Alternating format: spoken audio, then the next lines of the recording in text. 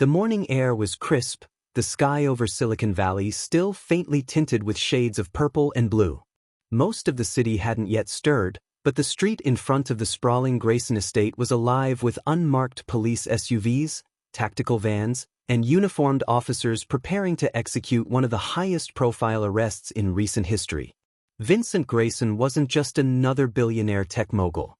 He was a symbol of influence, a name whispered in boardrooms and political corridors with a strange mix of reverence and fear. But today, the law had apparently caught up with him.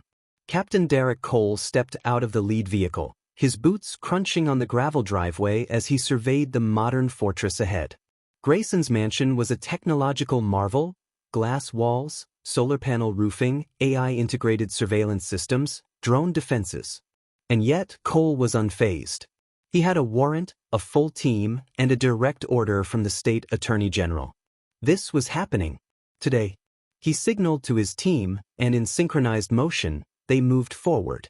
The biometric gates, already hacked remotely, slid open without resistance. The team swept in, neutralizing automated defenses and disabling sensors with a precision born from months of preparation. They expected chaos, resistance, maybe even a legal standoff. What they got instead was breakfast. Vincent Grayson sat at the long granite table in his open-concept kitchen, wearing a black silk robe and sipping what smelled like imported Ethiopian coffee. Sunlight filtered through the tall windows, illuminating his perfectly styled silver hair and the calm, unreadable expression on his face. "Took you long enough," Vincent said without looking up, his voice even and bored. Cole stepped forward, hand resting on his holstered weapon, and produced the warrant. "Vincent Grayson, you are under arrest for obstruction of justice, financial manipulation, and unlawful surveillance of government systems." Vincent raised an eyebrow, set his cup down, and gave a small amused smile. "Ah, obstruction. That's a new one." Cole ignored the bait. "Stand up. Hands behind your back." Vincent obliged, moving with deliberate slowness. Two officers cuffed him as Cole watched closely, waiting for a sign: panic, resistance, maybe a flinch. There was none. If anything, Vincent looked curious, like he was observing a performance rather than participating in one. As they walked him out, media drones buzzed overhead, capturing every step of the billionaire's public takedown. But Vincent didn't hide his face. He didn't shout or protest. He walked as though he were leading them to a meeting he had scheduled himself. Inside the precinct, Captain Cole kept a close watch. They moved Vincent to the high-security wing, where only top-tier suspects were interrogated. The walls were thick, cameras watched every angle, and the system was supposedly airtight. Cole had insisted on no visitors, no lawyers, yet. Vincent sat down across from him in the small metal-furnished room, seemingly unfazed by the stark surroundings. The only sound was the quiet hum of the AC and the occasional crackle from the security feed. Cole sat down across from him, setting a thick file on the table with a dull thud. "You've been a ghost for years. Money laundering, campaign manipulation, buying judges. Every time we get close, someone up the chain gets cold feet." "I'm flattered," Vincent said, folding his hands neatly. "But let's not pretend this is about justice. It's a headline grab. You want to prove that no one is above the law. And you think you are?" Vincent leaned back, a smirk forming. "Do you have any idea how much tax I pay to this government? Just 5% of that money could fund this entire precinct for a year. Your equipment, your staff, your paycheck." Cole didn't blink. "And yet, here you are. In cuffs." Vincent's smile didn't fade. "Cuffs are for the public. Optics, Captain. They'll be gone soon enough." Cole opened the file and began laying out evidence: transaction records, whistleblower statements, encrypted emails traced to dummy servers. "You've covered your tracks well. But not well enough." Vincent nodded slowly. "You believe in this process. I respect that. You think the law is clean and unshakable.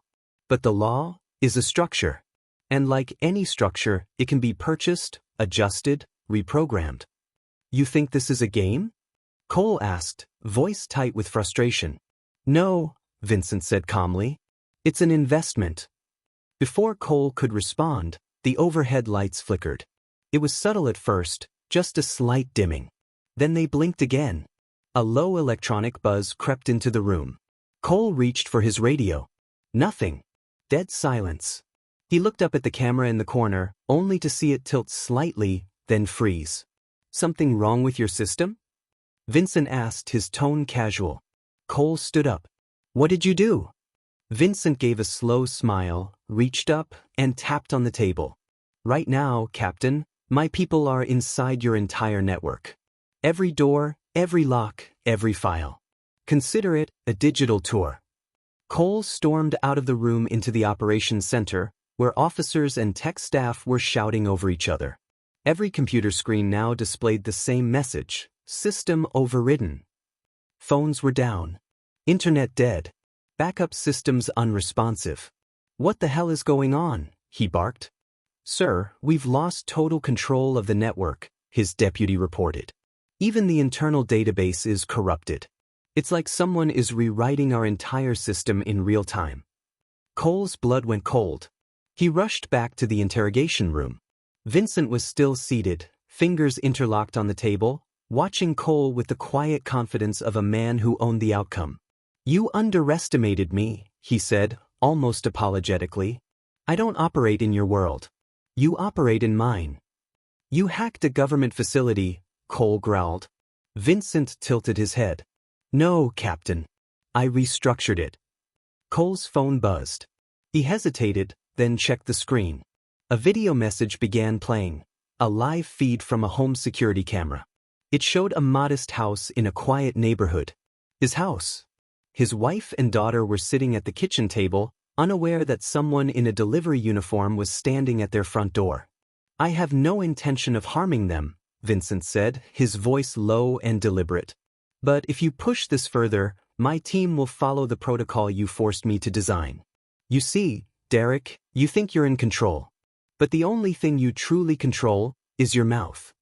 Cole's hands clenched into fists, his jaw tightening with rage and fear. But he said nothing. Vincent looked down at his watch, then back up. You have 10 minutes to decide how this ends. You can try to be a hero, or you can accept the world as it is.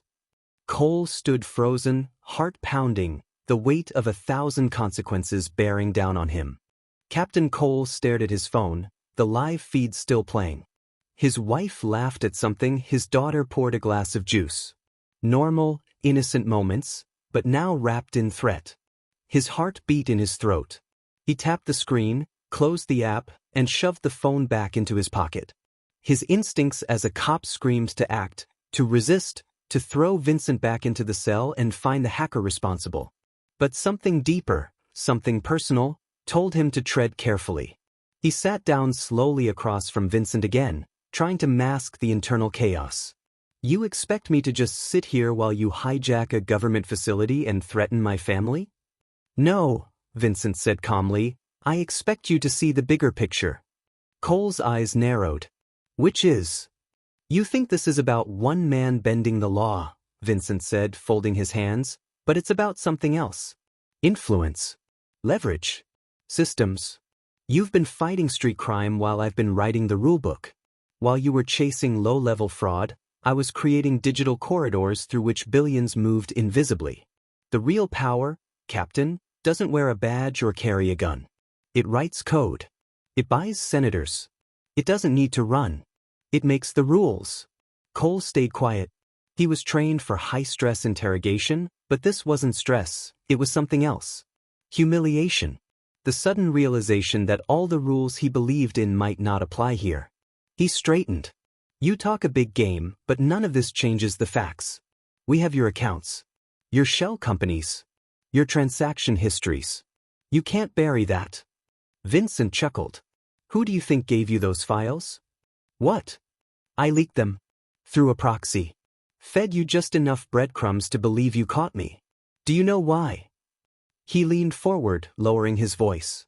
Because I needed to know who in your department was clean. Who I could trust to play their part honestly.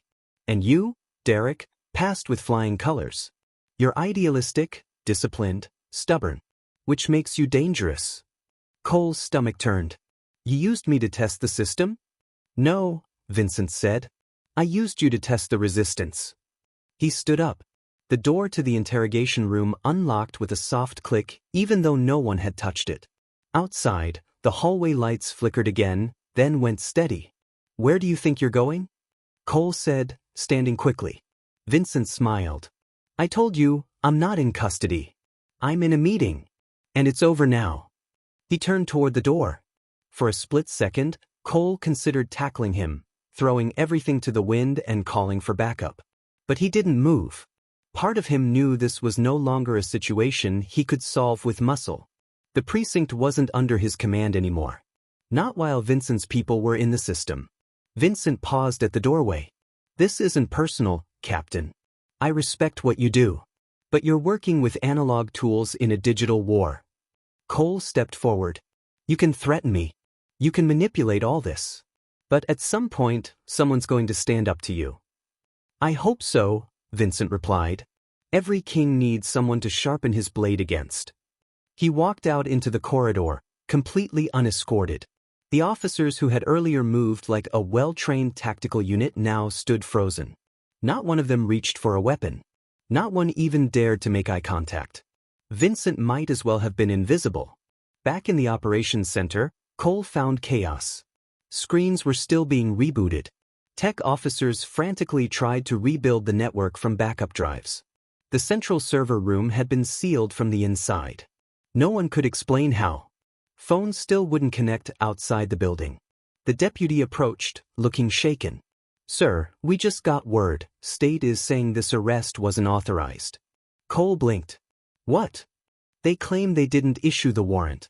Someone spoofed the order. From inside the governor's digital authorization system. We can't verify anything. It's like the entire event has been wiped from official records. Cole ran a hand down his face. The system had been hijacked at a level no one had prepared for. Evidence was now questionable. Legal procedures compromised. If the warrant never officially existed, then Vincent hadn't even technically been arrested. In the hallway, another officer called out. Sir, he's gone. We don't know how. Cameras blacked out 5 minutes ago. Cole felt like the walls were closing in. He walked slowly back to his office and shut the door behind him. For a moment, he just stood there, unsure of what to do. Then he sat down and looked at the one piece of evidence still untouched, the physical file. The original documents, printouts, photos, testimony transcripts. Hard copy. He opened the folder again, flipping through the pages, only to find blank sheets. Every page, every photograph, every line of testimony, wiped clean. He flipped the folder shut in disbelief. Taped to the inside cover was a small note card. Paper trails burned faster than digital ones. VG. Cole stared at it, hands trembling. In all his years of law enforcement, he had dealt with murderers, traffickers, hackers, and fraudsters. But never had he seen someone dismantle an entire legal framework in under an hour. This wasn't just about evading arrest. Vincent had staged the whole event as a performance, to prove a point, maybe, or to send a message. Cole picked up the phone and dialed his wife's number. It rang once, then connected. Her voice came through, cheerful, unaware. Hey honey, everything okay? Yeah, Cole said quietly. Just checking in. Everything all right at the station? He paused. Busy morning. I'll tell you later. They said their goodbyes and Cole hung up. His eyes fell on the precinct's motto engraved on the wall, protect and serve. He wasn't sure what that meant anymore. The world had shifted beneath his feet, and the man who caused it walked away untouched. The silence in the precinct lingered long after Vincent Grayson had disappeared. Officers pretended to carry on with their routines, but there was an unease in the air, like the oxygen had been sucked out of the room. No one talked about what happened out loud. No one dared. Every hallway conversation dropped to a whisper when Captain Cole walked past. The screens were back on, the servers humming again, but it all felt like a bad joke. As if the place was running on the illusion of control rather than the real thing. Cole sat at his desk, the note from Vincent still in front of him. It mocked him with its simplicity. Paper trails burned faster than digital ones. And just like that, the case was gone. He'd been played, no, worse than played. used as a pawn in a demonstration of power. A performance staged not just for him, but for anyone watching from above. State officials, federal eyes, the people who whispered Vincent's name in private meetings and then denied ever knowing him. The precinct's IT team had restored part of the security footage from earlier in the day, but all the key moments were missing.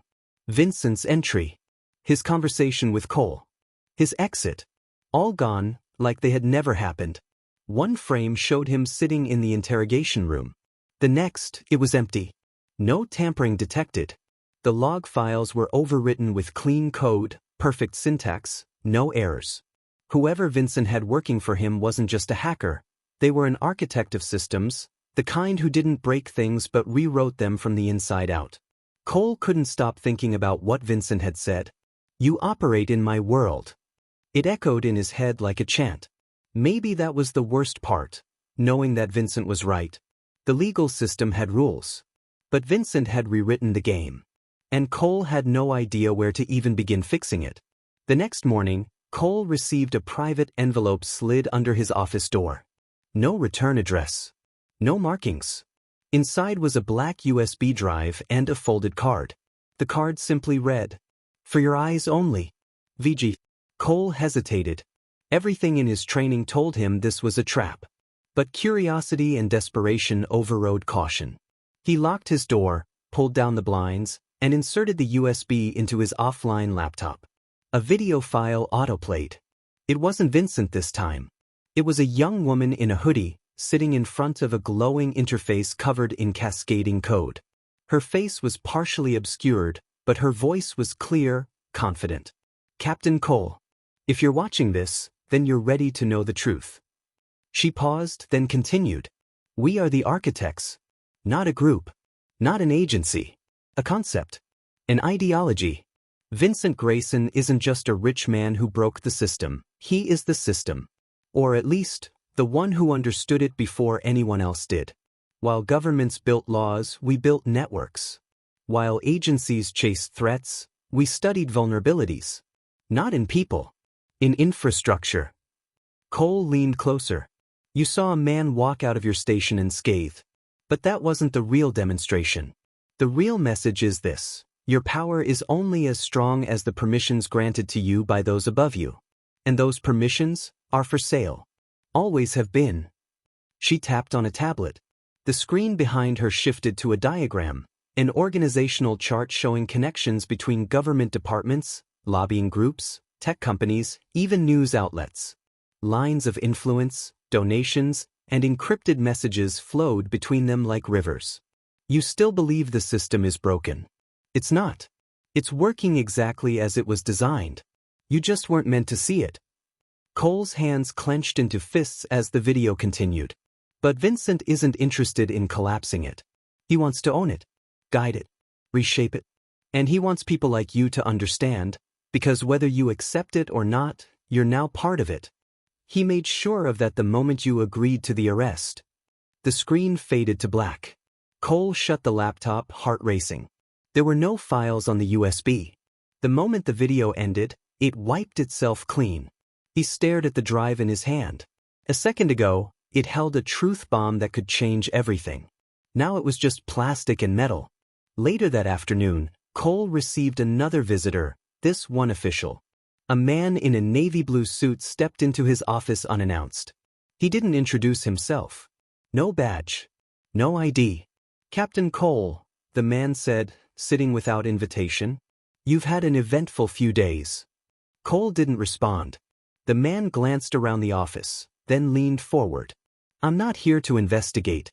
I'm here to advise. Let it go." "What happened here was a complete violation of law," Cole said coldly.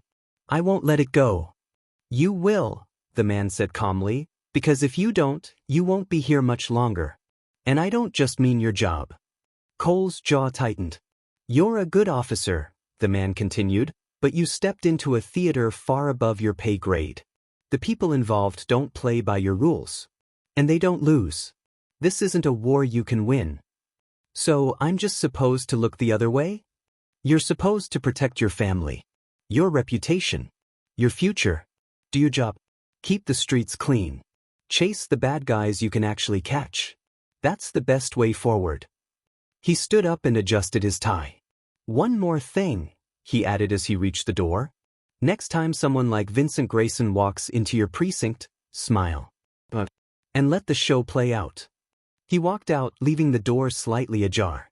Cole sat there in the quiet, the chill of the threat still lingering in the air. Outside, the city carried on. Sirens in the distance. People going to work. Cars passing by. Nothing looked different. But everything had changed. Cole picked up the card from earlier and stared at Vincent's initials again.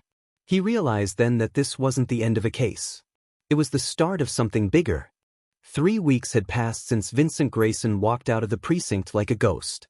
Captain Derek Cole had gone through the motions of his job, morning briefings, paperwork, team reports, but something fundamental inside him had shifted. He no longer saw the system as solid ground beneath his feet, but as a carefully maintained illusion. He still wore the uniform, still carried the badge, but a part of him now existed outside that world, quietly watching, quietly waiting. Then, one morning, a file appeared on his desk. No cover sheet. No name. Just a simple black folder. He hesitated before opening it.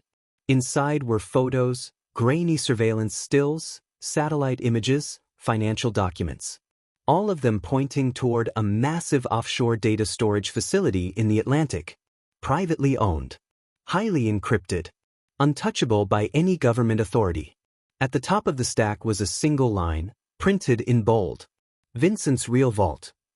Cole closed the folder and looked around. No cameras, no officers nearby. Someone had placed it on his desk while he wasn't looking. He spent the rest of the day analyzing the documents. Every lead, every connection traced back to entities Vincent owned through proxies. The place wasn't just a data center, it was a digital fortress. No official jurisdiction. No legal reach. But if what the documents claimed was true, the center didn't just store files. It housed blackmail material on political figures, financial leverage over international corporations, and digital kill switches for critical infrastructure. This wasn't about tax evasion anymore. Vincent Grayson had built his own form of control. One so advanced, so buried in code and misdirection that it operated outside the laws of man. He didn't just manipulate power. He was power. That night, Cole sat alone in his apartment, staring at a map of the Atlantic, the coordinates circled in red. He knew he couldn't take this to his superiors. The man in the blue suit from last time would return, and this time, there wouldn't be a warning. There'd be consequences. But Cole wasn't alone. He pulled out a second phone, one untraceable, gifted by the same anonymous source who had sent the USB. It only had one contact. He tapped the name and waited. The same female voice answered. Measured. I was wondering when you'd call, she said. I have something, Cole said. Something real. There was a pause. Is it worth risking your badge? I'm not thinking like a cop anymore. Then you're ready. The call ended without another word. The next morning, a private jet was waiting on an unregistered runway just outside the city. No logos. No manifest. Cole boarded it with only the folder and a quiet determination. The plane touched down hours later on a small island disguised as a marine biology outpost. But beneath the facade, it was a covert operations hub. Not military. Not federal. Something in between. People moved with purpose, eyes focused, voices low. This wasn't law enforcement. This was off-grid resistance. Cole was taken to a large, sterile room where the woman from the USB video finally greeted him in person. Her name wasn't important, she said as much. What mattered was the mission. They reviewed the data together. Confirmed the vault existed. Confirmed it was active. And then they outlined the plan. Vincent's vault was protected by AI-based firewalls, biometric access points, and quantum-encrypted servers. Physical entry was next to impossible. But there was a window, just 11 minutes, during a routine maintenance cycle in which the power grid rerouted to secondary servers. In that brief moment, the core's backup ports became vulnerable. They wouldn't be able to extract everything. That would take days. But they could take one thing: proof of Vincent's direct manipulation of high-level government contracts. Something irrefutable. Something even the man in the blue suit couldn't cover up. The infiltration team would be small. For people. Cole included. No guns. Just code, stealth, and nerves. The mission began under the cover of a weather disruption, engineered by their own team using digital signals to confuse local radar. The approach was smooth. No alerts. No eyes on them. Inside, the facility was a labyrinth of concrete and chrome. Cole moved with purpose, his mind focused. Each hallway felt like walking deeper into Vincent's mind, cold, calculated, clean. They reached the server room with 2 minutes to spare. The technician on site had been temporarily locked in a supply room. No harm, no violence. They weren't there to destroy, only to uncover. Cole approached the core drive and inserted the device the woman had given him. It began extracting. Then the lights dimmed. The screen flashed, "Welcome back, Captain Cole." The download stopped. A new video began to play on the screen in front of them, Vincent's face. "I figured you'd come," Vincent said, smiling casually. "You're stubborn like that." Cole froze. Vincent continued, "This isn't a trap. I just wanted you to know that I admire you. You could have walked away. But you didn't. That makes you rare." He leaned forward in the video. "I could stop this. Right now. But I won't. Take the file. Think of it as motivation. You're chasing justice in a world that stopped believing in it. Maybe, just maybe, you'll remind it why it mattered." The video ended. The file finished downloading. They left the facility without interference. Back on the island, the file was decrypted. It contained contracts, real names, real money trails, real evidence of Vincent's manipulation of government deals through tech lobbying and shell corporations. Names too big to ignore. The story broke 2 days later. Headlines swept across networks. Investigations launched. Congressional hearings followed. People began to question who really held the strings in the halls of power. Vincent Grayson disappeared again, vanished from the grid. Captain Derek Cole, however, didn't go back to his precinct. He stayed off-grid, quietly working with the woman and her team. Not as a cop, not as a rebel, but as a man who saw the illusion and chose to fight the architect behind it. Because somewhere in the shadow of all that power, he had found his purpose again. And this time, he wouldn't be controlled.